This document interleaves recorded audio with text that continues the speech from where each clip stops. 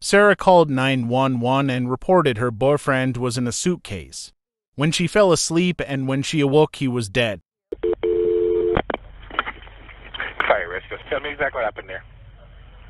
My boyfriend and I were playing last night, and I put him in his case and we were playing, like kind of hide and seek kind of thing. So I fell asleep, and I woke up, and he was dead in the suitcase, so I don't know what happened. The night before, Sarah Boone locked George Torres Jr. inside a suitcase and recorded the videos of herself laughing at him.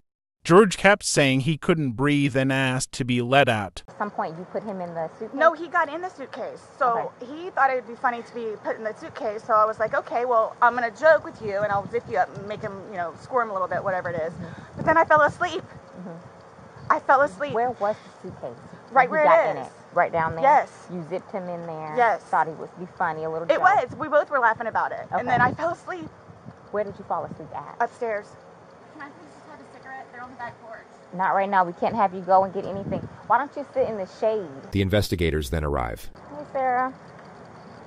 Did you get enough water? Yes. Do I have to stand up, though? No, if you want to stay seated, I don't want you getting lightheaded. I feel weird. So remember I said the detectives were going to come out and talk to you and go from there. When the investigators arrived, they asked Sarah, what happened in the suitcase? All right, Sarah, my name's Chelsea. My partner, Scott. So he decided to get in the suitcase. So I thought it would be funny and he was laughing about it too, to zip him up in there. I go upstairs and fell asleep. I don't know what happened. Okay. After you zipped them up, did you move the bag around and mess with them at all, or you just zipped it up and walked away laughing? I both were laughing about it, but I went upstairs and I fell asleep. Okay. I'm afraid for my life. I want you to know that. I am afraid for my life. His family have never liked me. Have you called any of them? We talked to his daughters yesterday. No, I mean, like, about this. Does anyone know? Okay. So they're going to kill me. Okay, well. Do they live local? Yes. The police officer was brilliant and her temperament was perfect for the situation. Sarah showed up at the police station the next day with an entire handwritten page of questions which the investigator acknowledged, then ignored. He received his autopsy, so I'm going to read you your rights again because we have to talk about that. Has anyone threatened you or promised you anything to get you to talk to me? No. And do you understand what I just read you? Yes. Perfect. Okay. As by the doctor. So he had some injuries to his left shoulder. He had a cut near his lip. We could see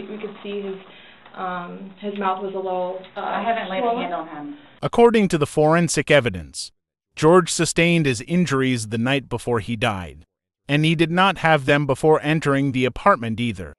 Off my son's bike. Okay. So I don't know.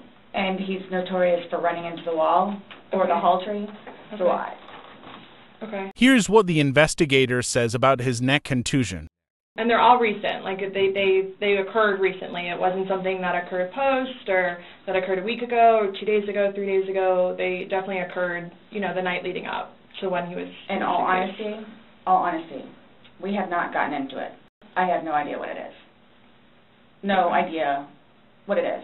We had a good time sitting on the back porch, having wine, and smoking a couple of cigarettes, and then decided to go inside and literally paint, do puzzles, and play, and listen to music. She had all night to set this up, which is the issue for all we know. She could have designed this entire scene of events from scratch. There is a 12-hour gap between the timestamp on her videos to the moment police showed up on her doorstep, which is plenty of time to assemble what looks like a very pleasant scene of events that in no way precipitated a drunken act of revenge that ultimately led to murder. To me, I have no clue. Nobody laid a hand on anybody. He also had, on the left side of his forehead, he had basically bruising, and on his head and his skull. I have no idea. As if something hit him.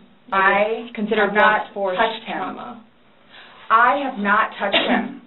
I have not touched him. I have no idea. We had a good day. It was a good day. We've had good days lately. It's been good. Like, I don't even know where this is coming from. Interrogator now mentions Sarah's last call to the police about domestic violence. Sarah is explaining possible motives for retaliation. As a routine procedure, she should remain focused on this aspect, provide encouragement and understanding. It is only a problem that the lead interrogator does not like Sarah, and does not pretend to like her. As a result, the process is incredibly flawed but interesting. Okay, so do you remember making any videos or maybe having any photos, videos that you remember doing on your phone on Sunday? No. No? I think I took a picture of a dog. Okay. So I have something that I want to show you that we found, and it was from your phone. There's nothing like these next moments in the world of interrogation footage to gain such notoriety. Perhaps the interrogator thought this was the end, but the suspect doesn't remember the picture. Can you see it? If you need to move it around, go ahead. No, I don't remember that. For everything you've done to me. For everything you've done to me. Your battery's about to die. Shut it down. Oh, okay. Let me. There's a good chance Sarah thought it was over after that. She is responsible for that. I throw up. I don't sleep. I don't want to see it, if that's okay. You can either explain it or we take it for what it is. Yeah. We're just trying to give you the opportunity to tell us what's going on. That's it. It's that long? 2 minutes. No. For everything you've done to me. For everything you've done to me. Fuck you, stupid. Sarah. That's my name. Don't wear it up. Sarah. I don't want to watch it, please. Okay. That's him saying that he can't breathe, and you saying fuck you. So this is upside down. The interrogators should not be cutting each other off, but their missteps can be forgiven on this occasion due to the power of the evidence, which the lead detective will now focus on. Guys, this is killing me right now. So this image is upside down, and then this small video that occurred 11 minutes later, it's flipped over the other way, closer to your dining room table. Okay. Now he's obviously still in there. So he didn't, how did it go from the back to the front? I flipped it. Okay. My plan was not to go upstairs and go to sleep. Well, that's what you did. Yeah. But not intentional though. No, you told me you went upstairs because you were getting ready for bed. George was upside down in the suitcase, and then flipped over the other way closer to the dining room table. Sarah still has no idea how screwed up she When he was is. upside down. Right. Well, you had to put him upside down. You can't get in a suitcase upside down because It had to have been on its back with the lid open for him to get in there, for you to zip it up. Then it shows it on the other side with him in it, so you had to flip it to there. Then there's another video where it's on its back again, so you had to flip it to I'm there. leaving it like this, please. I'm leaving it like this. I did not intentionally do this. You left him in there. You did trying to Oh my dance around the gosh, fact. You left him in there. This is not. You didn't leave him in there? It's not cool. Like, this is not cool. It's not cool. You intentionally left him in there and left the room. You went upstairs to a different room. I would do anything for him. well, you gave up checking up on him. So. Wouldn't let him out of a suitcase. Oh gosh. Anybody looking at it doesn't. I don't think anybody would look at that video and go, George is having fun right now. The discourse repeats itself a few more times, and then Sarah brings out her list of questions. So, am I getting my phone back? No. Not today. What about Lucas's laptop? No. Not today. Not today. How do I go about getting his wedding ring, engagement ring? It's at the medical examiner's office. It'll come to us eventually, and then It'll be released to to the next family. of kin. Yeah. Okay.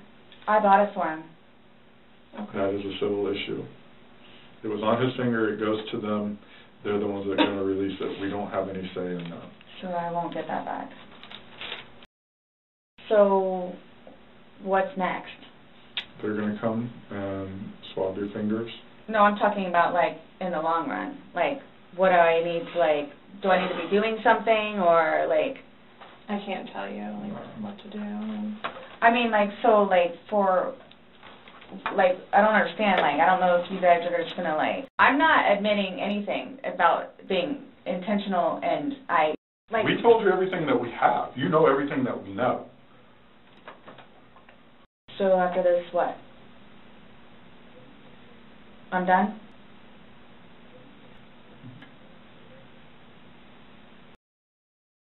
In itself, for me to have to live with getting him out and doing what I did is punishment enough. Nonetheless, I have to live without him now.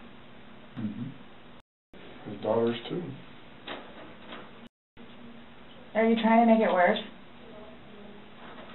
Sorry, what? Are you trying to make it worse?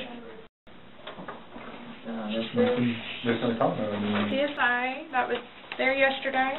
Forensics take her DNA and fingerprints. The investigators then return. Okay, Sarah. So, you're not free to go. Okay. This comment seriously puts Sarah on edge, but she still won't quite be fully aware of what's happening. This is coupled with the fact the investigators now try to get a solemn declaration out of her to close out the interrogation. The psychological dynamics of the moment are extraordinary. Oh, do you promise everything you told us was the truth? Or no? Everything we've talked about today? Yes. What do you mean? The investigator explains that it's just protocol. Do you promise and swear that everything we've talked about today has been true and accurate to the best of your knowledge? To the best of my knowledge. Correct. Yes. Why? because anytime we talk to somebody, The male detective re-explains that it's just routine, only in a far more comforting tone. But the tone doesn't do a whole lot to reassure Sarah. She looks about ready to get swallowed up by a wormhole and take her chances in a separate dimension. It's not a trick question. To the best of my knowledge? To the best of your knowledge. Everything that you've told us today is true and accurate to the best of your knowledge. Yes, but it was not intentional. Okay. Okay. All right, do me a favor, stand up. I need you to turn around, face the wall, put your hands behind your back. Do you have anything in your pockets that I should know about? No. Why is this happening? Because George is dead. Not intentionally. So this was a trick. You were read your rights. Why is this happening? Because... Before y'all said I could leave. So what am I supposed to do now? I had a sneaky suspicion this was going to happen. Okay. And I need water, like, really bad, please. How she?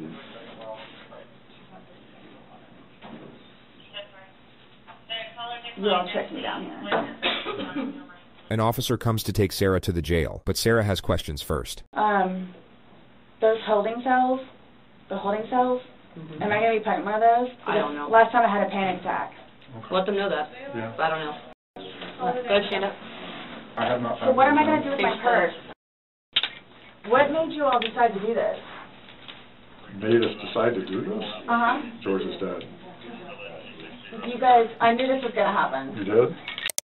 Sarah was taken to the Orange County Jail at 5:44 p.m. She was charged with second-degree murder and held without bond, which, keep in mind, was in late February of 2020, just before the entire planet went into lockdown due to a pandemic.